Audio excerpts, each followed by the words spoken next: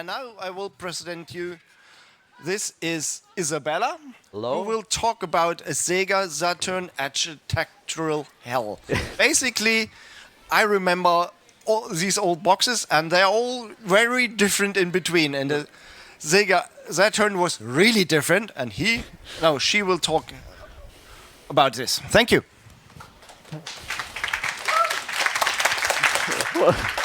Hello, welcome to my presentation on the Sega Saturn Architectural Hell. So if you're an angel, you've probably fallen to hell now. So let's talk a little bit about myself, Talk Hackerspace member. One of our members is in the crowd right now, watching. I like really old hardware, like the Cray. And if I didn't, I probably wouldn't be doing this presentation. As you can see, I really like cadmiums. This is like a picture of me on an average day. And I'm also the proud owner of the Matrix with Malay subs on VCD. This presentation is dedicated to the best person ever. Sega Sanshiro. He was the mascot for the Sega Saturn, and I want you to all basically stand up for the anthem for this legend. I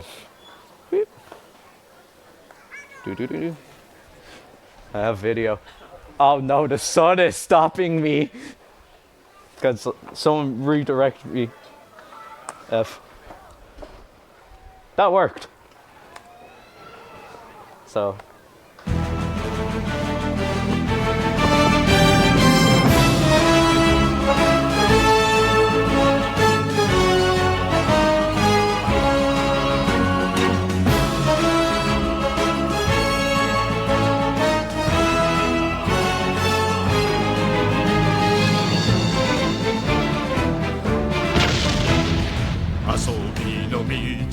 魂込めた一人の男が今日も行く。真面目に遊ばぬ奴らには体で覚えさせるぞ。セガタ三四郎、セガタ三四郎、セガサタン四郎。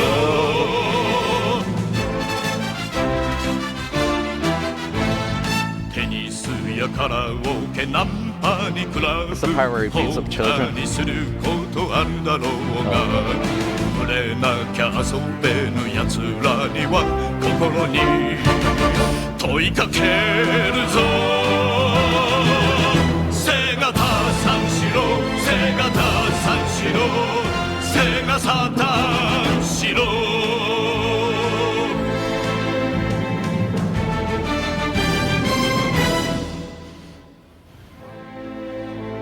若者よ、真剣に取り組んでいるものがあるか。命がけで打ち込んでいるものがあるか。セガサターンしろ。指が折れるまで、指が折れるまで。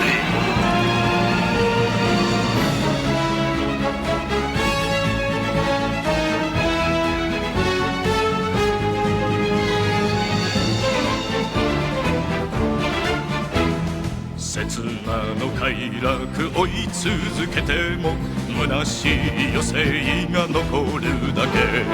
とことん極めぬ奴らには体に叩き込むぞ。セガタ三四郎、セガタ三四郎、セガサタン四郎。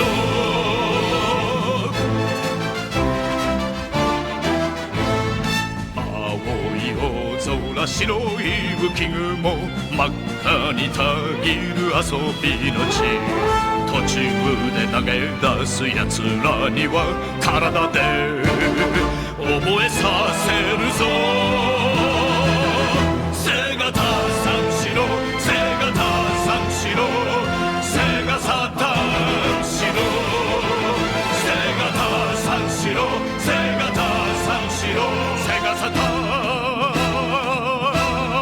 ンしろ。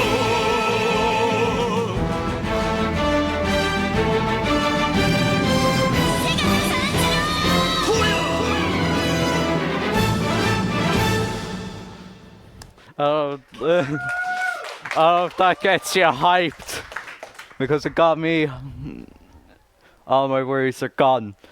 The sad part is, he sadly passed away after trying to save Sega.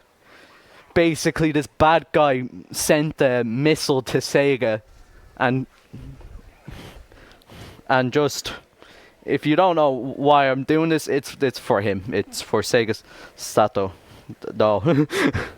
But yeah, so this is our project lead. I didn't realize I moved to the next presentation slide. Yeah, that's correct.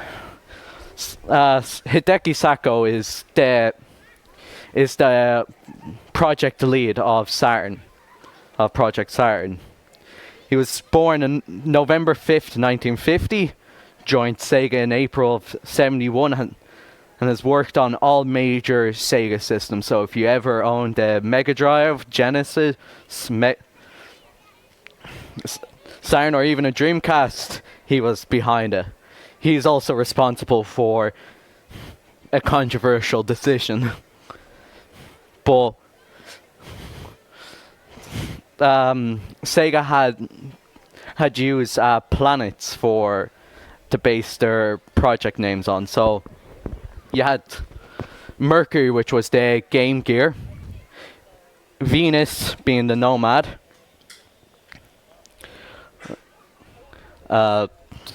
Earth was the Terra Drive. If you don't know what that is, it was an IBM PC with a Mega Drive built in. So if you ever find that, I recommend it. Neptune, which was a cancelled project. It was supposed to include the Mega Drive and the 32X. Pluto, which was a Sega Saturn just with a modem built in. There was only 5 made of them. And the topic of this presentation, Saturn. So let's just say it was not a great development cycle. Started around 1992. Between 1992 and 1993, and basically it was kind of going a bit normal. They made a deal with Hitachi to produce the SH2, but the graphics was a different story.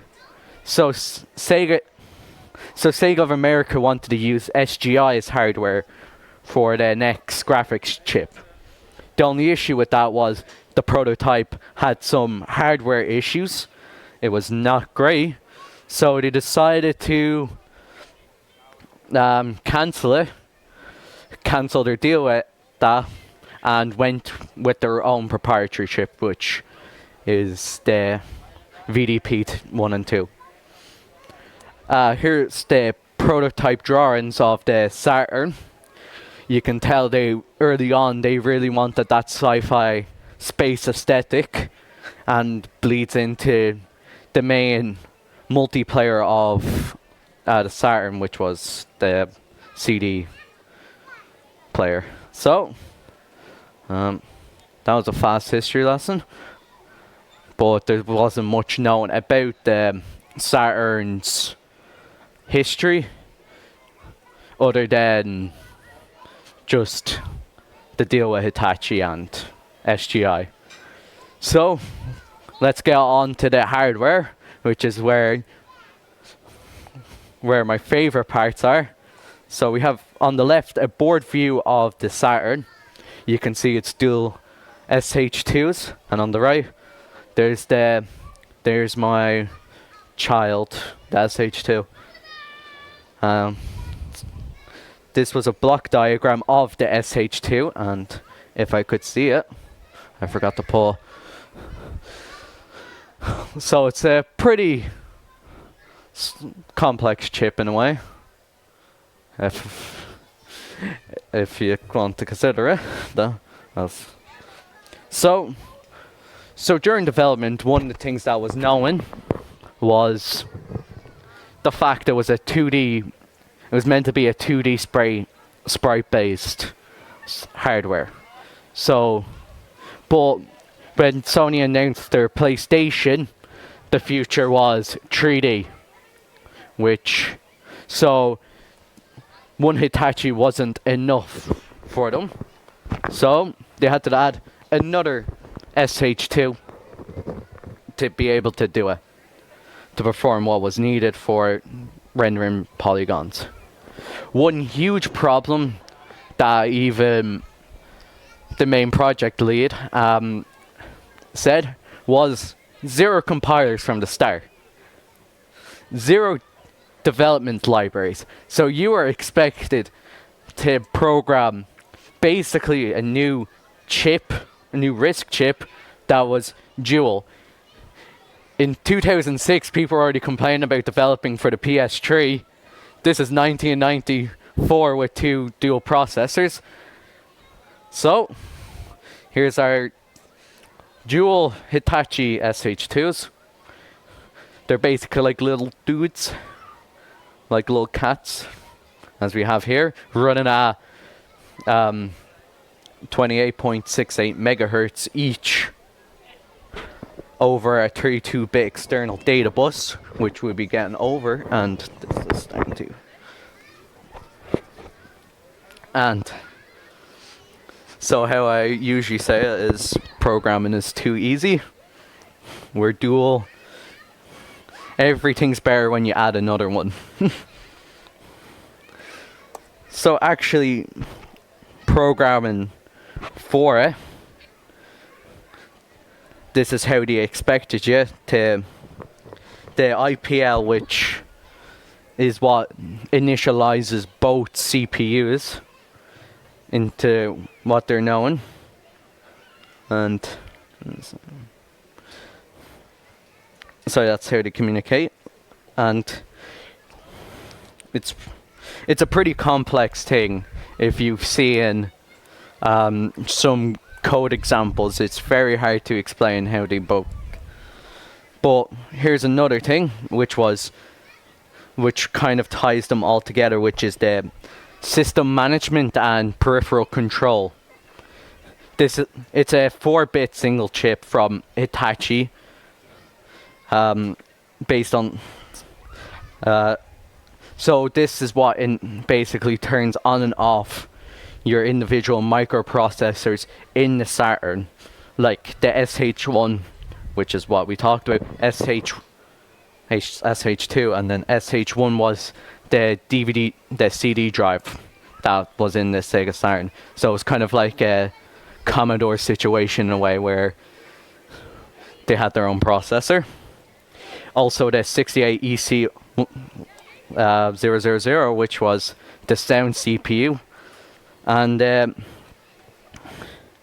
was powered by the button cell battery, so it's also needed for the real-time clock, so that means when you turn off your Sega Saturn, it's not actually fully turned off, because this little guy is still running. And it also does peripheral control, so when you plug in a controller, this is what's running it. It has 2 modes for it. It's direct. There's direct, where the SH2 just accesses all devices, or indirect, where the SMPC regularly polls over a serial connection. Fun fact about this, in the developer manual, they talk about using Mega Drive controllers, and I don't think they ever made an adapter. So if someone wants to do a project,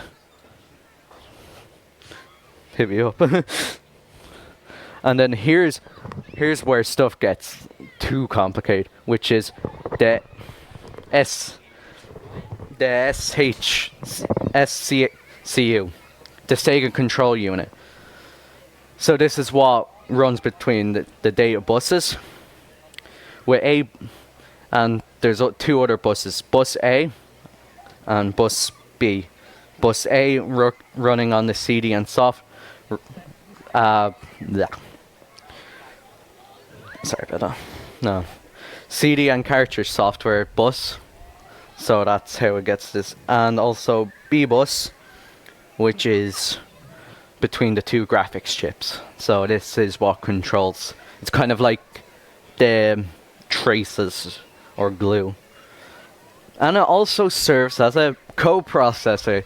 So you're actually not really developing, you're not really targeting 2 CPUs in a way, you're targeting 3. Because the SCU is a Harvard Architecture digital signal process.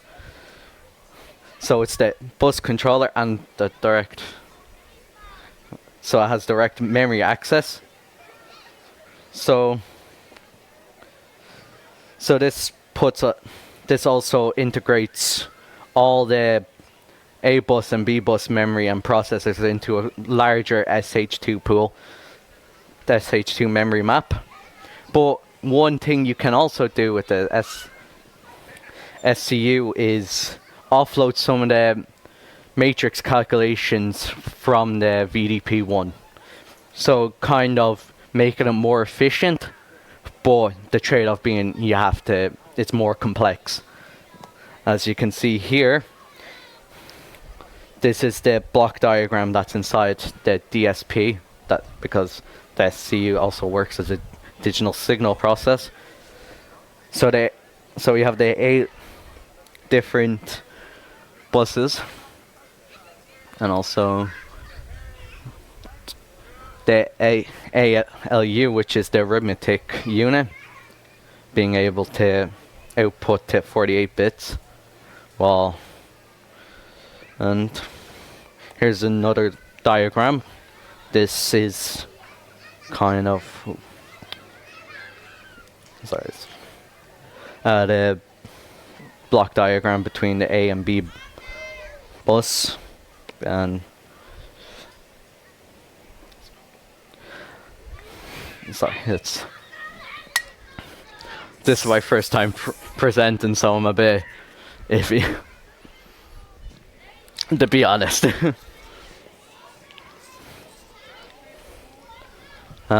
So the next one is this Saturn's custom sound processor, which is a collaboration which was made by Yamaha for use in Sega Saturn, but was also used in the arcade version of the Sega Saturn, which was the Arcade Titan.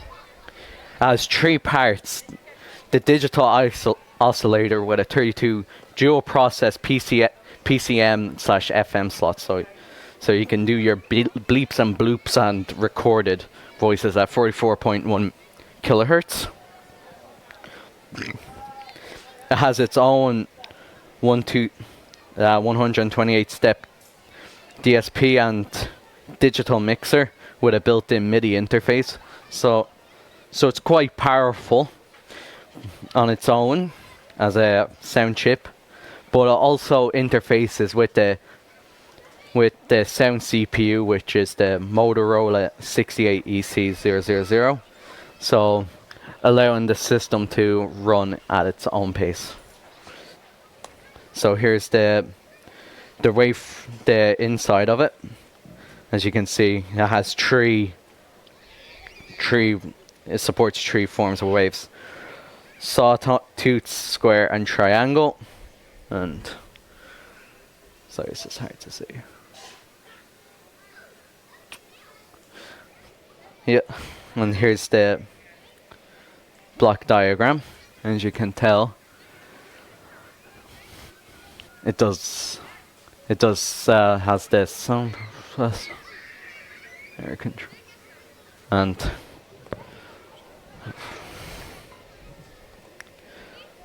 no.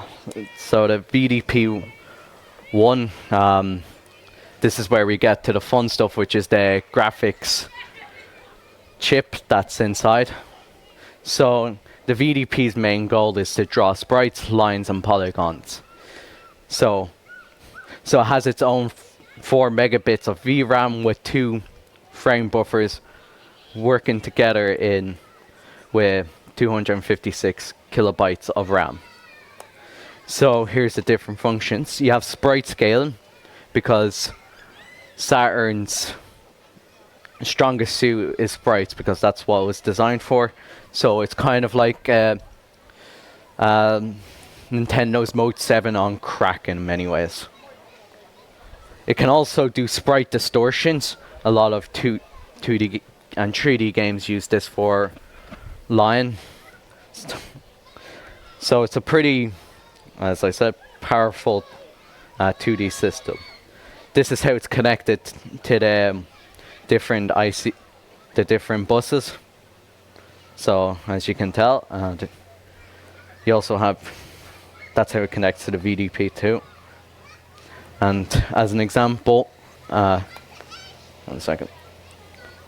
If we go back, if you look at the screen the screenshot I provided the wrong screenshot. So ignore the background.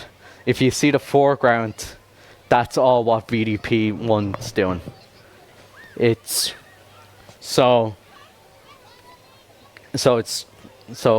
drawing the interface you see there on your screen, and also the cubes.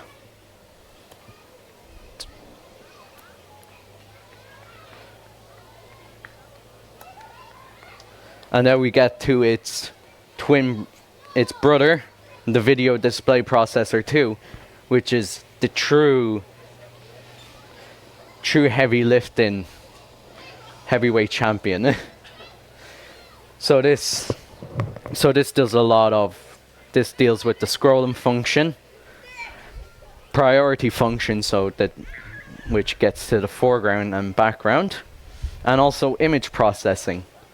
So as you can see here, this is without the VDP's one's influence. It's drawing the background and also the little stars. The stars go up and down, and it's really cute. And it also has its own 4 megabits worth of VRAM and a 32 kilobits of color RAM for storing color data. So here's another example, because Dead or Alive really uses it well. As you can tell, without the VDP's one's influence, it draws most of the screen you see there, including the backgrounds and the foreground. So yeah, Koei Tecmo really outdone themselves, because most Saturn games never do this way of drawing. But I guess that's because of the jiggle physics that are included in Dead or Alive. So yeah, it's a very impressive game if you're ever wanting to learn more.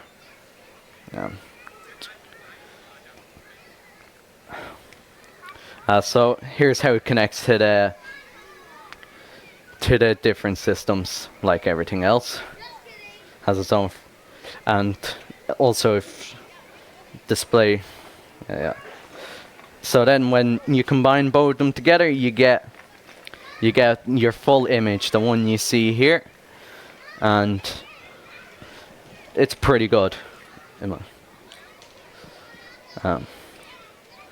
I shouldn't just do.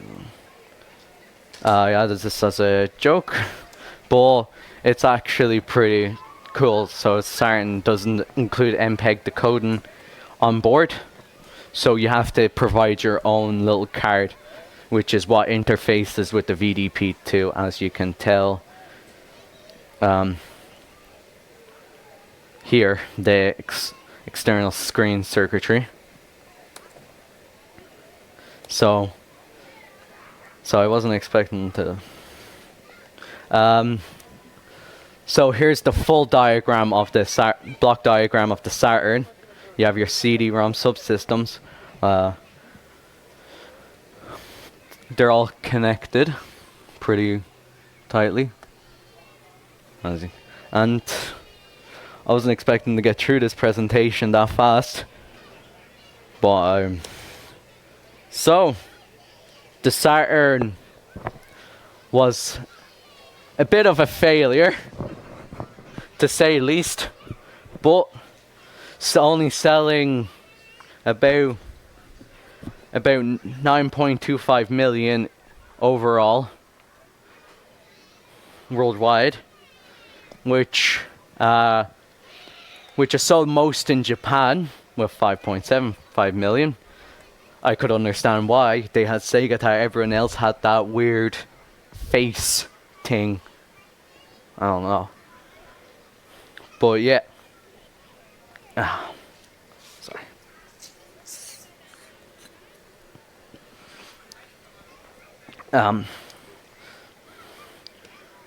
But yeah, I'm sorry.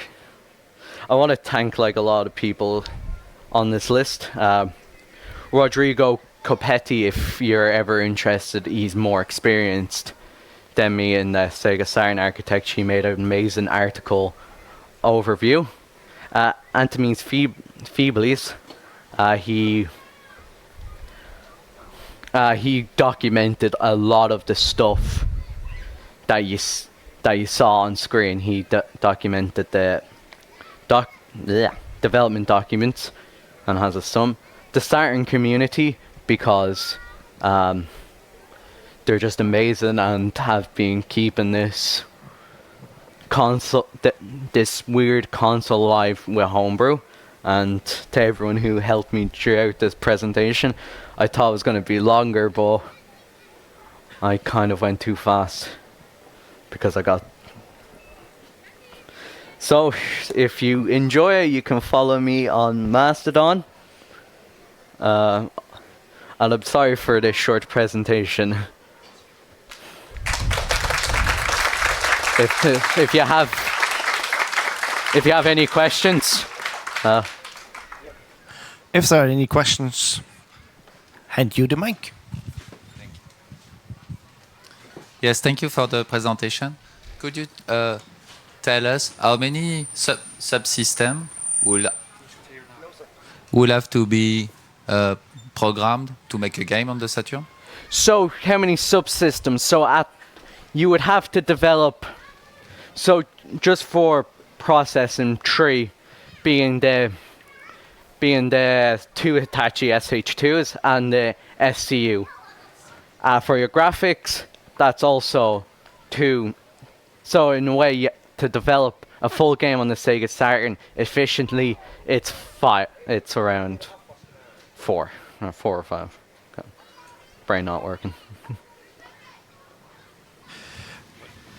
Yeah, is this okay? Great.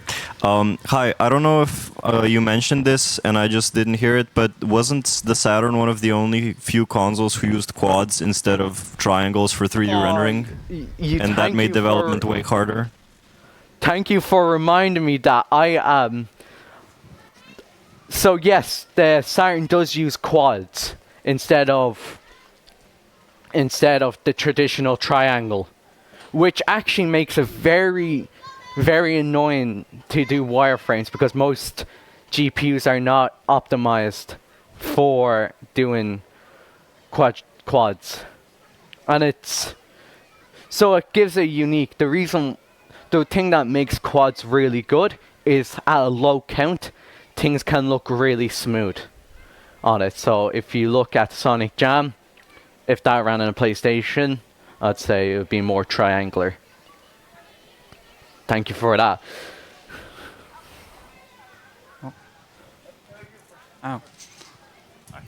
Congratulations on your first presentation. Thanks. So at the time that the Sega Saturn was released, Sega's arcade division also released a Model 2, right? Yes. And the Model 2 has very impressive 3D for the time and basically kicks everyone's ass in the arcades. Why was Sega's arcade division so much stronger in 3D than Sega's console division? Well, one thing about the Model 2 is that it was actually a collaboration between Lockheed Martin. So your this impressive Model 2 is thanks to some war criminals. But yes, because they're also at the time they were completely separate divisions. And a lot of the team from the arcade division came from the System 32, which is at the time a very impressive sprite-based hardware. In his interview, he said that like you couldn't just grab I forgot his name, from AM2 to help with Saturn games.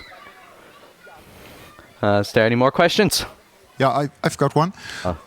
You mentioned in the beginning that it was all like assembly all the way down. Yeah. Did they ever fix that? Did They Sega fixed eventually it release a later compiler? on. They added C and C++ libraries, but they were way more slower than the assembly. So you're kind of expected to use assembly to get squeeze the most performance.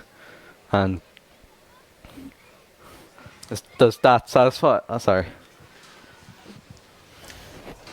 Yeah, thank you for the presentation.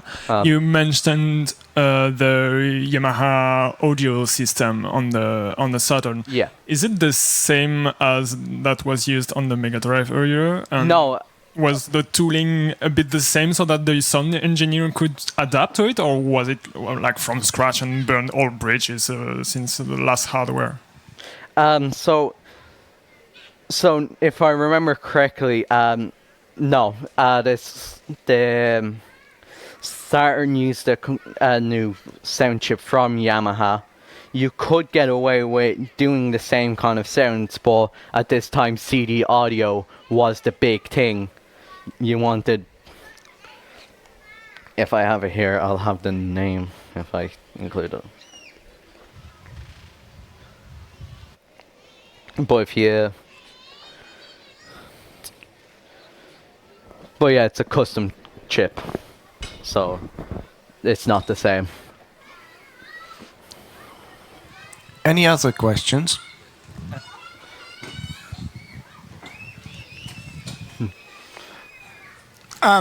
Just since GCC is now supporting the SH2, can you comment on current homebrew tools, or is there any abstraction of this complex architecture in the homebrew community? So in the homebrewing community, yeah, definitely having that.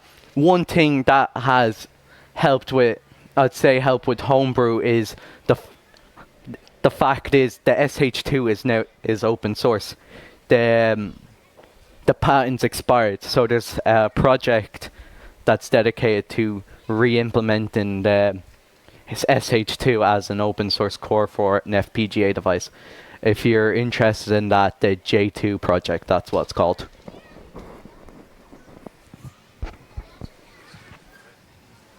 On the topic of the SH2, I remember that it is a dual pipeline architecture. Does that mean that in addition to having 2 CPU cores, the Sega Saturn has 2 threads per core? How do these work? So basically, how it works is, so you have the main SH2 that will pipe instructions down to the other SH2. So, but that was a feature, the dual pipeline. That's when they were developing it. That was kind of like a hidden feature of it, and that's what allowed that. Any more questions?